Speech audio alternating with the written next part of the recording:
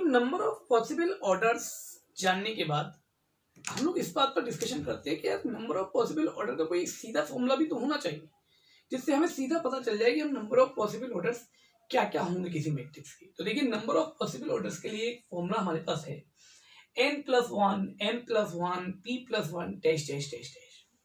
अब कंफ्यूजन हुई n m p what are n m p क्या है साहब? तो n m p are the powers of the prime numbers in the factorization of the number of element of given matrix.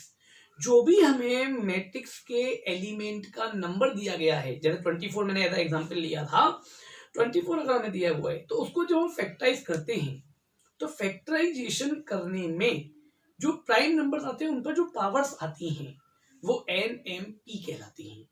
ज्यादा भी हो सकती हैं, कम भी हो सकती हैं। एज एग्जाम्पल अभी अभी मैंने जस्ट एग्जाम्पल दिया था जिसके अंदर नंबर ऑफ एलिमेंट्स याद होगा शायद सबको, अभी थोड़ी देर पहले लिया है। नंबर ऑफ एलिमेंट्स 24 थे, तो हमने उसके ऑर्डर जब बनाने बैठे थे तो कितने ऑर्डर बने थे हमारे पास? 8 बने थे या नहीं? अब देखते हैं क्या हम सीधा पता कर सकते हैं कितने पॉसिबल ऑर्डर होंगे। तो बड़ी सीधी और सरल तरीका है। 24 को हमने फैक्टराइज किया, सब 2 आया, 12 हो गया, 2 आया, 6 हो गया, 2 आया, 3 हो गया, 3 आया 1।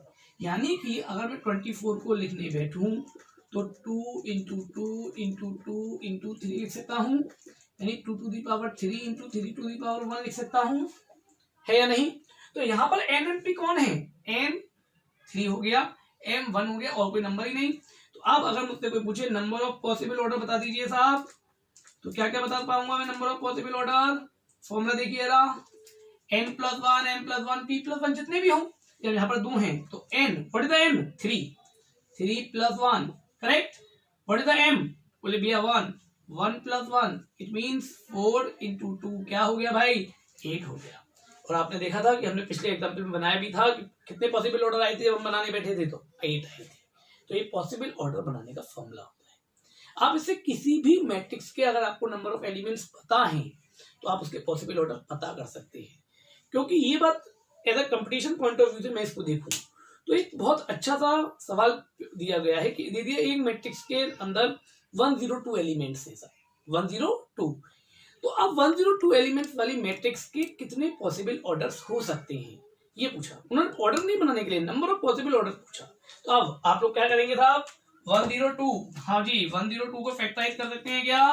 जी बिल्कुल कर सकते हैं। 2 से गया 51 आ गया, 3 से गया 17 आ गया, 17 से गया 1 आ गया, यानी कि 102 को क्या लिख सकते हैं आप? 2 इंटू 3 इंटू 17 कितनी कितनी पावर है? 1 1 1। Then the possible orders is क्या होंगे भाई? Possible orders,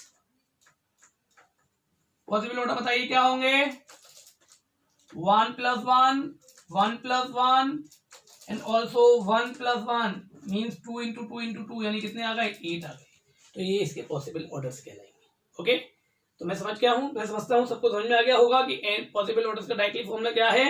n+1 m+1 p+1। ये फॉर्मूला हमारा जनरेट होता है परम्यूटेशन एंड कॉम्बिनेशन की हेल्प से। फर्दर क्लास में मैं आपको इस पर डिस्कशन करूंगा।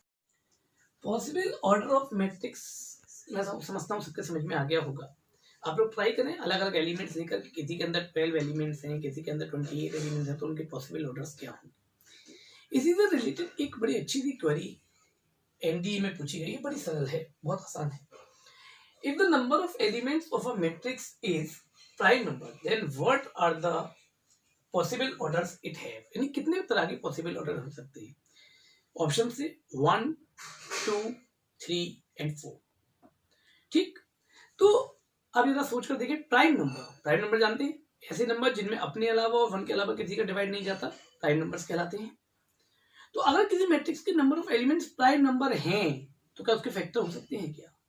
नहीं। जैसे एग्जांपल मान लेते हैं कि किसी मैट्रिक्स के अंदर नंबर ऑफ एलिमेंट्स 13 है। कितने हैं नंबर ऑफ एलिमेंट्स? 13। तो अगर मैं 13 को फैक्टर करने भी बैठूं तो 13 1 जा 13 हो जाएगा, बस इससे ज्यादा कुछ नहीं। तो पॉसिबल ऑर्डर कितने आएंगे? 13 इंटू 1 और 1 इंटू 13, या 2 पॉसिबल ऑर्डर्स नहीं आएंगे। यानी अगर किसी मैट्रिक्स के अंदर number of elements prime number है तो हमेशा उसके केवल और केवल 2 पॉसिबल ऑर्डर होंगे।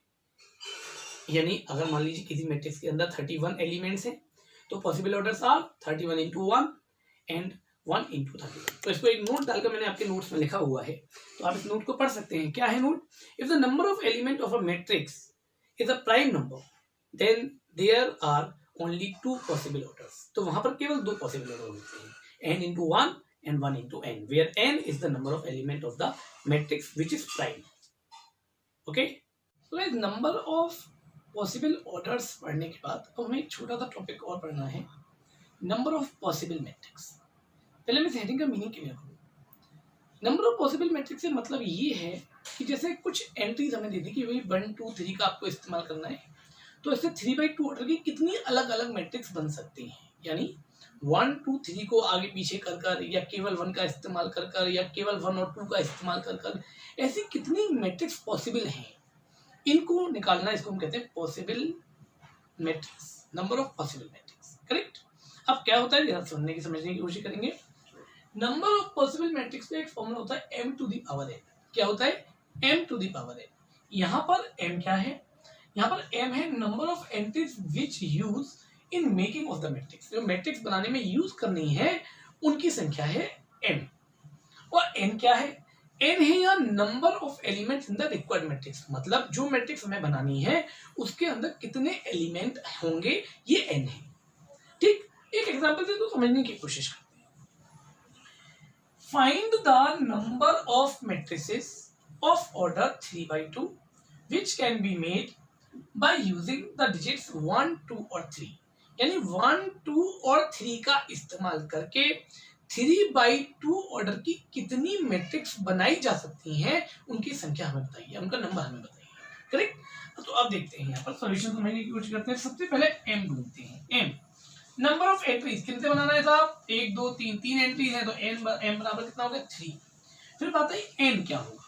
n क्योंकि number of element in the required matrix 3/2 की अगर कोई मैट्रिक्स है तो उसमें कितने एलिमेंट होंगे भैया? 3 into 2 यानी 6 एलिमेंट होंगे। तो number of possible matrix equals to क्या फॉर्मूला यूज करना चाहिए मुझे?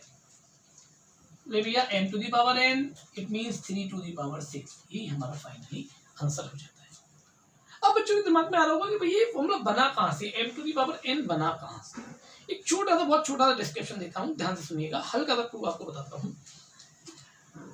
मान लीजिए कि एक ये कोई ए मैट्रिक्स है। करेक्ट। इसके अंदर मैं आपको एक जनरल बात करता हूँ, 3/2 की है, तो 3 रो और 2 कॉलम, यही मैं बॉक्स बना देता हूँ। ठीक है। अब मैंने आपसे कहा कि मुझे 1 2 3 से यूज करना है, तो पहले पेज को फिल करने के लिए कितनी अपॉर्चुनिटी? परम्यूटेशन कॉम्बिनेशन में जाइए, वहां ऐसे फिल करते थे कि नहीं करते थे? पहले प्लेस को फिल करने के लिए कितनी अपॉर्चुनिटी? बोले 3। ऐसे दूसरे प्लेस को फिल करने के लिए कितनी अपॉर्चुनिटी? बोले भैया फिर से 3, क्योंकि रिप्लेसन तो अलाउड है। तीसरे प्लेस को फिल करने के लिए कितनी अपॉर्चुनिटी? 3 3 3 3 कितने टाइम्स तक? बोले भैया 6 टाइम्स तक। और 6 टाइम्स तक अगर होगा तो क्या होगा? 3 to the power 6 होगा। इसी तरह से ये फॉर्मूला तैयार हुआ। जब हमारा नंबर ऑफ एंट्री कितनी है? n, तो हर प्लेस को फिल करने के लिए कितनी एंट्री? n। इसके लिए भी m, इसके लिए भी m, इसके लिए भी m। अगर मान लीजिए इस पूरी मैट्रिक्स में n एलिमेंट्स हैं तो कितनी बार यूज किया हमने m का? n बार। तो m into m that should be m to the power n। इसलिए हमने नंबर ऑफ पॉसिबल मैट्रिक्स का फॉर्मूला तैयार कर लिया। तो मैं समझता हूँ सबको समझ में आ गया होगा नंबर ऑफ पॉसिबल मैट्रिक्स कैसे बनानी है। अब बच्चों ने पूछा भैया कहीं उन्होंने दे दिया विदाउट रिपीटेशन, जनरली तो देंगे नहीं, और नहीं देंगे तो हम अपने आप में अंडरस्टूड है कि हमें रिपीटेशन ही मानना है। और अगर वो दे देती है कि भाई कि आपको नॉट रिपीटेशन करना है, तो भैया पहले के लिए 3, अगले के लिए 2, तीसरे के लिए 1, एक अपॉर्चुनिटी कम होती जाएगी। करेक्ट। ओके गाइस, सबको समझ में आ गया नंबर ऑफ पॉसिबल मैट्रिक्स? एक बार ध्यान से देख लेंगे क्या है फॉर्मूला, कैसे यूज किया है।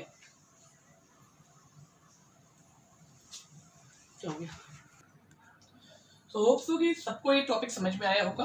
आप वीडियो को पॉज कीजिए, पॉज करके इसको नोट कर लीजिए पूरे फॉर्मूले को, और इस पर सवाल मैंने शीट्स में भी लिखे हैं और आपके एनसीईआरटी में भी हैं, उनको ट्राई कीजिए।